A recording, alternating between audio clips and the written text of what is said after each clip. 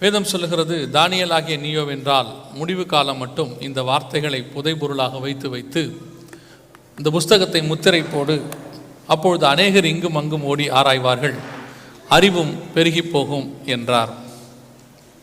ஆண்டவர் தானியேலுக்கு அநேக காரியங்களை வெளிப்படுத்துகிறார். நிறைய காரியங்களை தானியேலுக்கு ஏறக்குறைய அந்த 11ஆம் அதிகாரம் வரைக்கும் ஆண்டவர் அநேக காரியங்களை வெளிப்படுத்துகிறார். வெளிப்படுத்திவிட்டு அந்த வார்த்தைகளை எல்லாம் முத்திரை போட சொல்லுகிறார், புதைப்பொருளாக வைக்க சொல்லுகிறார். புதைப்பொருள் என்றால் என்ன? புதைப்பொருள் என்பது எதை குறிக்கிறது அப்படின்னு சொன்னால், இன்றைக்கி இருக்கிற நமக்கெல்லாம், இந்த ஜென்ரேஷனில் இருக்கிற நமக்கெல்லாம் இந்த புதைப்பொருள் அப்படிங்கிறது கொஞ்சம் புரியாத காரியமாக இருக்கும். ஏன்னா இப்போ நம்ம எல்லாமே பேங்கிங் சிஸ்டம்குள்ளே வந்துட்டோம். சேவிங் பண்ணுறதுக்கு இருக்கோ இல்லையோ, ஆனால் பேங்கிங் இருக்குது. ஒரு காலத்தில் பேங்க் வந்து சேவிங்காக தான் வந்துச்சு. இப்போ பேங்க் வந்து நம்மக்கிட்ட இருக்கிறத கரைக்கிறதுக்காக இருக்குது. சேவிங்க்கு வாய்ப்பே இல்லை. இந்த பேங்கிங் சிஸ்டம் வர்றதுக்கெல்லாம் முன்னாடி அந்த காலத்தில் நம்முடைய தாத்தாக்கள் முன்னோர்கள் எல்லாம் புதையல்னு ஒன்று வச்சுருப்பாங்க. வீட்டுக்கு பின்னாடி மரத்தடியில் ஏதாவது ஒரு இடத்துல புதையல் வச்சுருப்பாங்க. சாக போகிற நேரத்தில் அந்த தாத்தா சொல்லிட்டு சாவார், தோட்டத்தில் ஒரு புதையல் வச்சுருக்கிறேன், நீங்கள் எடுத்துக்கோங்கன்னு சொல்லுவார். அந்த புதையலை குறித்து ஏன் அப்படி அவர் சொல்கிறார் அப்படின்னா, அதில் உள்ளது கொஞ்சம் முக்கியமானது தான், ப்ரீஷியஸ் தான், விலையேற பெற்றது தான். ஆனால் அது அவருடைய காலத்துக்கு பிரயோஜனப்படவில்லை, பின்னால் வரக்கூடிய சந்ததிகளுக்கு பிரயோஜனப்படும். ஆனால் அதில் உள்ளது முக்கியமானது, அவருக்கு அது பிரயோஜனப்படலை, அதை அவர் சேர்த்து வச்சிருக்கிறார். எதுக்காக? அடுத்து வர சந்ததிகளுக்கு பிரயோஜனப்படும்னு சொல்லி. அதுக்கு பேர் தான் புதைப்பொருள். அதே மாதிரி தானியேலுக்கிட்ட ஆண்டவர் அநேக காரியங்களை வெளிப்படுத்துகிறார். 2ஆம் அதிகாரத்திலிருந்தே வெளிப்பட ஆரம்பிச்சிருது. தானியேலுக்கு வெளிப்பாடுகள் அப்பயே வந்துடுது. அப்படி வந்த வெளிப்பாடுகள்லாம் 11 அதிகாரம் வரைக்கும் ஆண்டவர் நிறைய காரியங்களே சொல்றாரு. ஆனால் சொல்லிட்டு 12ஆம் அதிகாரத்தில் என்ன சொல்றார்? 4ஆம் வசனத்தில், இந்த புஸ்தகத்தில் உள்ளவைகளை முத்திரை போடு, புதைப்பொருளாக வைத்து விடுன்னு சொல்றார். ஏன் அப்படின்னா, அது தானியேல் காலத்துக்கு பிரயோஜனப்படாது. அது தானியேல் காலத்துக்குரிய தீர்க்க தரிசனம் அல்ல, முடிவு காலத்துக்குரிய தீர்க்க தரிசனம், முடிவு காலம் மட்டும். அப்போ தானியேலுக்கிட்ட சொல்லப்பட்ட அந்த புஸ்தகத்தில் உள்ளவைகள் எல்லாமே முடிவு காலத்துக்குரியதாக இருக்கிறது. அது வரைக்கும் அந்த புஸ்தகத்தை ஆண்டவர் புதைப்பொருளாக வைக்க சொல்றார். 2வது முத்திரை போடு அப்படின்றார். முத்திரை போடுனா என்ன அப்படின்னா, ஒருவேளை யாராவது அதை தோண்டி எடுத்தா கூட அது சீல் பண்ணப்பட்டிருக்கும், அதை ஓப்பன் பண்ண முடியாது. இப்போ இருக்கிறவங்களுக்கு சொல்லணும் சொன்னால் நம்பர் லாக், பாஸ்வேர்டு, இல்லைன்னா இப்படி சொல்லணும், பாஸ்வேர்டு, அதை பாஸ்வேர்டு போட்டு வச்சிரு. ஏன்? அதை யாரும் ஓப்பன் பண்ணக்கூடாது. ஏன்னா அது ரொம்ப முக்கியமானது, விலையேற பெற்றது, முடிவு காலத்துக்குரியது. அதை நீங்கள் இப்போ யாராவது ஒருவேளை முன்னாடியே ஓப்பன் பண்ணணும்னு நினச்சாலும், அந்த புதைப்பொருளை தோண்டி எடுக்கணும்னு நினச்சி அந்த இதை ஓப்பன் பண்ண நினச்சா கூட அதற்கு அவருக்கு கிடைக்கக்கூடாது. அப்படின்னா அப்போ அது உள்ளே இருக்கிறது எப்படிப்பட்டதாக இருக்கும்? ரொம்ப ப்ரீஷியஸ், ரொம்ப விலையேற பெற்றது.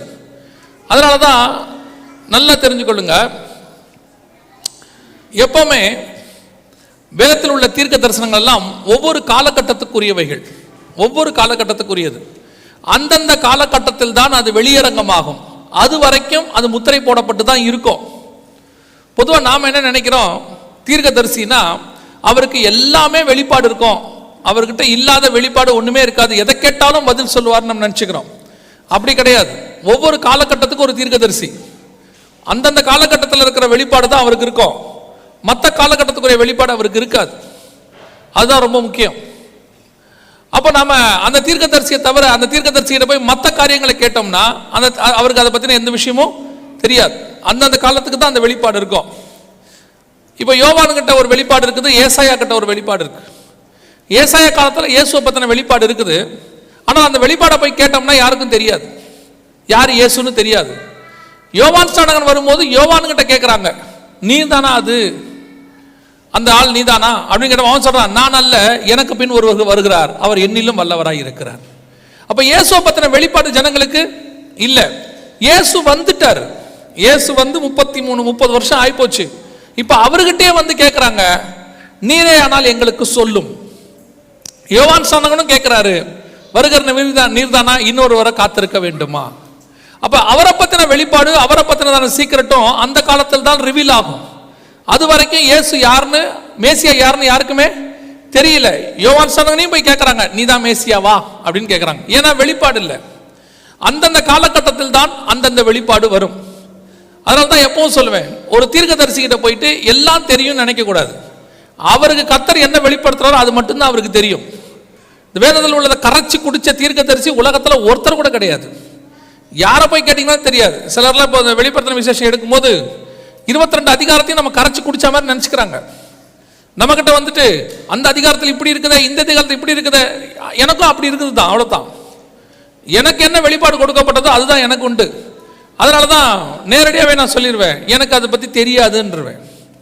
ஏன்னு சொன்னால் இன்னைக்கு இருக்கிற கிறிஸ்தவத்தில் இருக்கிற பெரிய பிரச்சனையே என்னன்னா, தெரியாதுன்னு ஒத்துக்கிறத நம்ம இன்னைக்கு ரொம்ப கஷ்டம்.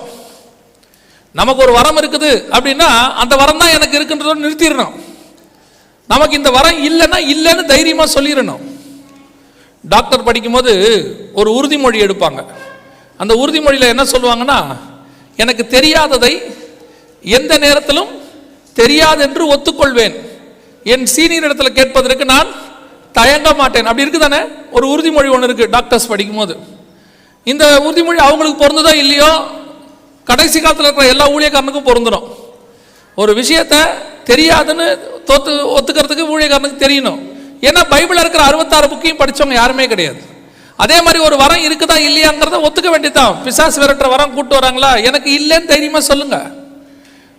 சுகமாக்குற வரம் ஒருத்தர் வியாதியை கூட்டு வராங்களா, நான் ஜெபம் பண்ணுறேன் ஆனால் எனக்கு ஹீலிங் பவர் இல்லை, அந்த வரம் பெற்றவர் ஒருத்தர் இருக்கிறார், அவர்கிட்ட போங்கன்னு சொல்லணும்.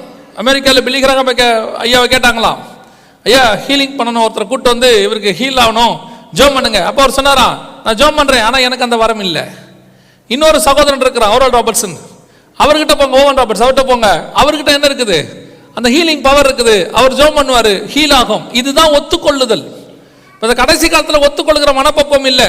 இப்போ நம்ம எப்படி பிராக்கெட்டில் போடுறோம் அப்படின்னா, 9 வரம் பெற்றவர், 1-2க்கு கூட வெளியே போயிடக்கூடாது. எல்லாமே நம்மகிட்ட ஸ்டாக் இருக்கு. நீங்க எதா இருந்தாலும் நம்மகிட்ட எந்த நேரமும் தேடி வரலாம். நம்ம ஷாப் ஓப்பன் 24 hours. அந்த இடத்துக்கு இப்போ நம்ம வந்துட்டோம். ஏன்னா தக்க வச்சுக்கிற முடிவுக்கு வந்துட்டோம். எல்லா தீர்க்க தரிசனமும் ஒருத்தனுக்கு தெரியாது, எல்லா வேத வசனமும் ஒருத்தனுக்கு தெரியாது, எல்லா வரமும் ஒருத்தன் கையில் கிடையாது. ஈவன் கர்த்தர் கொடுத்தால் ஒழிய. அல்லேலூயா. நீங்களும் யாராவது எதையாவது தெரியலன்னு சொன்னா அப்படியான்னு கேட்டு வந்துருங்க. உடனே அந்த ஆளை பத்தி வெளியே போய் என்ன சொல்லக்கூடாது, இந்த ஆளுக்கு ஒண்ணுமே தெரியலன்னு சொல்லக்கூடாது.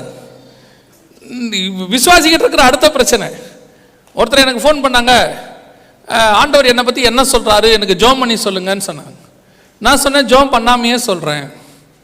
என்ன சொல்கிறாரு, உங்களை ஜோம் பண்ண சொல்கிறாருன்னு சொன்னேன். என்ன அப்படி சொல்கிறீங்க, பின்ன நான் தீர்க்கதரிசி இல்லையே, நீங்கள் ஜோம் பண்ணால் உங்ககிட்ட பேச போகிறாரு.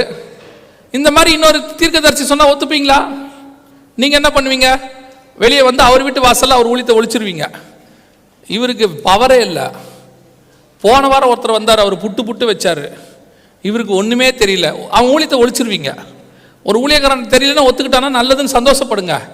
அவன் தெரியாதனமாக எதையாவது கண்ணை மூடி வளரி உங்கள் வாழ்க்கையை நாசம் பண்ணாமல் இருக்கிறதுக்கு தெரியாதுன்றது எவ்வளோ சோத்திரம். அல்லேலூயா. அப்போ ஒவ்வொரு காலகட்டத்தில் தான் ஒரு தீர்க்க தரிசனம் வெளியரங்கமாகும். அதைத்தான் தானியேல்கிட்ட பார்த்து ஆண்டவர் சொல்றாரு, இதை முத்திரை போடு, முடிவு காலத்தில் தான் இது என்ன செய்யும், வெளியரங்கமாகும். நேற்று வாசிச்சோம் தானியேல் 7ல் ஆண்டவர் சொல்றாரு, தானியேல் கேட்கிறார் ஆண்டவரை பார்த்து, அந்த 10 கொம்புகளை குறித்தும் அந்த பருமனான கொம்பை குறித்தும் நான் அறிய ஆவலாய் இருந்தேன். ஆண்டவர் வெளிப்பாடு கொடுக்கிறாரு. அதே 12ஆம் அதிகாரத்தில் திருப்பி தானியேல் ஆசைப்படுறாரு, அந்த 1335 நாளை குறித்தும் அதை குறித்து நான் அறிய ஆவலாய் இருந்தேன். ஆண்டவர் சொல்றாரு, தானியேல் நீ போகலாம், போய் இளைப்பாரி கொண்டுரு. விளக்கம் கொடுக்கல, ஏன், அது உனக்கு தேவையான விளக்கம் இல்லை. அந்த விளக்கத்தை பெற்றுக்கொள்றதுக்கு ஆட்கள் பின்னாடி வரும், அவங்களுக்கு நான் சொல்லிக்கிறேன், நீ போன்ட்டார். அப்போ இந்த கடைசி காலத்தில் தான் தானியேல் புஸ்தகத்தில் உள்ளது வெளியரங்கமாகும். இன்னைக்கு கடைசி காலத்தில் என்ன ஆயிடுச்சு, ஒரு சிலர் இப்படி பிரசங்கம் பண்றாங்க, பழைய ஏற்பாடு வேண்டாம், பழைய ஏற்பாடு முடிஞ்சு போச்சு, அதை வச்சு ஒரு பிரயோஜனம் இல்லை, நமக்கு வெறும் புதிய ஏற்பாடு இருந்தா போதும் அப்படிங்கிறாங்க. இதுல வார்த்தையில முத்திரை போடுன்னு சொல்றாரு பாருங்க. இந்த முத்திரை எங்க ஓபன் ஆகும் தெரியுமா? தானியேல்கிட்ட முத்திரை போடுன்னு சொன்னார்ல, இது எங்க முத்திரை போட வேணாம்னு சொல்றாரு தெரியுமா? வாசிங்க, வெளிப்படுத்தின விசேஷம் 22ஆம் அதிகாரம் 10வது வசனத்தை வாசிங்க. வெளிப்பாடு 22:10. அவர் என்னை நோக்கி, இந்த புஸ்தகத்தில் உள்ள தீர்க்க தரிசன வசனங்களை முத்திரை போட வேண்டாம், முத்திரை போட வேண்டாம். வெளிப்படுத்தின விசேஷத்துல சொல்றாரு முத்திரை போட வேண்டாம்னு. அப்ப தானியேல்ல போட்ட முத்திரை எங்க ஓபன் ஆகுது? வெளிப்படுத்தின விசேஷத்துல ஓபன் ஆகுது. 6ஆம் அதிகாரத்துல தான் முத்திரைகளை உடைக்கிறாங்க. அப்போ வெளிப்படுத்தின விசேஷமும் தானியேலும் ஒண்ணு. இது ரெண்டும் சேர்த்து படிச்சாதான் புரியும். இது ரெண்டையும் சேர்த்து படிக்காம உங்களுக்கு என்ன செய்யாது, புரியாது. இன்னைக்கு நிறைய பேர் பழைய ஏற்பாடு வேண்டாம், அதெல்லாம் முடிஞ்சு போச்சு, புதிய ஏற்பாடு மட்டும் போதும். மதீனம். லேவியராகமம் இல்லாமல் எபிரேயருக்கு எழுதின நிருபம் உங்களுக்கு புரியாது. லேவியராகமம் இல்லாமல் எபிரேயருக்கு எழுதின நிருபம் உங்களுக்கு என்ன செய்யாது, புரியாது. எதுக்கு சொல்றேன்னா, லேவியராகமத்தினுடைய காரியங்கள் பிரதான ஆசாரியனை குறித்துதான முழு தீர்க்க தரிசனம் எங்க வந்து முடியும்னு கேட்டீங்கன்னா எபிரேயர்ல தான் முடியும்.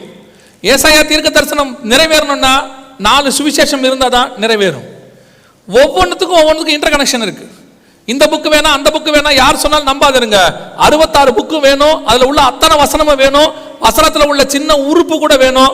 அத்தனையும் தேவ ஆவியானவரால் நமக்கு அருளப்பட்டிருக்கிறது. யாராவது வந்துட்டு அது வேணா இது வேணா அந்த புக்கு வேணா இந்த புக்கு வேணா எவன் சொன்னாலும் நம்பாதிய. அது நம்ம கிட்ட இருக்க வேதம் தான் முழுமையான வேதம். யூதங்கிட்ட கூட முழுமையான வேதம் இல்லை, நம்ம கிட்ட ஆண்டவர் முழுமையான வேதத்தை கொடுத்திருக்கிறார். இதுல எதையுமே வேண்டாம் அது தேவையில்லைன்னு சொல்றதுக்கு காரியமே கிடையாது. அப்போ தானியேலுகிட்ட சொல்லப்பட்ட சில காரியங்கள் எல்லாம் வெளிப்படுத்தின விசேஷத்தில் நிறைவேறுகிறது. சரி, இது எப்ப கண்டுபிடிக்கிறது முடிவு காலம் அப்படிங்கறத எப்படி கண்டுபிடிக்கலாம் அப்படின்னு கேட்டா 2 அடையாளங்களை தானியேலுக்கு சொல்லுகிறார். ஒன்று, முடிவு காலத்துல அப்பொழுது அநேகர் இங்கும் அங்கும் ஓடி ஆராய்வார்கள். முதலாவது ஆராய்ச்சி, இங்கும் அங்கும் ஓடி ஆராய்வார்கள். உங்க எல்லாருக்கும் நல்லா தெரியும், ஆராய்ச்சி இயேசு காலத்திலே ஆரம்பிச்சிருச்சு. கிழக்கிலே ஒரு நட்சத்திரத்தை கண்டு யூதருக்கு ராஜாவை பிறந்திருக்கிறவர் எங்கே, அப்பயே வான ஆராய்ச்சி ஆரம்பிச்சிருச்சு. ஆனா இப்ப வான ஆராய்ச்சியினுடைய உச்சத்துல இருக்கணும். எப்படின்னு கேட்டா, இந்த 5500 6000 வருஷமா மனுஷன் கீழே இருந்து மேல ஆராய்ச்சி பண்ணிக்கிட்டு இருந்தான். இப்பதான் மனுஷன் மேல இருந்து கீழே ஆராய்ச்சி பண்ணிக்கிட்டு இருக்கான். இப்பதான் மேல ஏறி வானத்துக்கு ஏறி நட்சத்திரங்களுக்கு நடுவே அவன் கூட கட்டி இருக்கிறான். அங்கிருந்து ஆராய்ச்சி பூமியை நோக்கி நடக்குது. இப்போ ஆராய்ச்சியினுடைய உச்சம் எந்த அளவுக்கு இருக்கு அப்படின்னு கேட்டீங்கன்னு சொன்னா, ஒரு விஞ்ஞானி எழுதுறாரு, விஞ்ஞானிகளுக்கு இனி ஆராய்வதற்கு ஒண்ணும் இல்லையா. அந்த அளவுக்கு எவ்வளவு தூரம் சமுத்திரத்தின் ஆழத்துக்கு போனோமோ போயிட்டாங்களாம், வானத்துல எவ்வளவு டிராவல் பண்ணுமோ பண்ணிட்டாங்களாம். அது இல்லாம லேண்ட முழுக்க என்னென்ன செய்யணுமோ எல்லாம் செஞ்சு முடிச்சாச்சாம். இப்போ விஞ்ஞானிகள் ஏதாவது செஞ்சு ஆகணும், அப்படிதான் விஞ்ஞானம் நடைபெற்று கொண்டிருக்கிறதா. அந்த அளவுக்கு விஞ்ஞானத்தினுடைய வளர்ச்சி.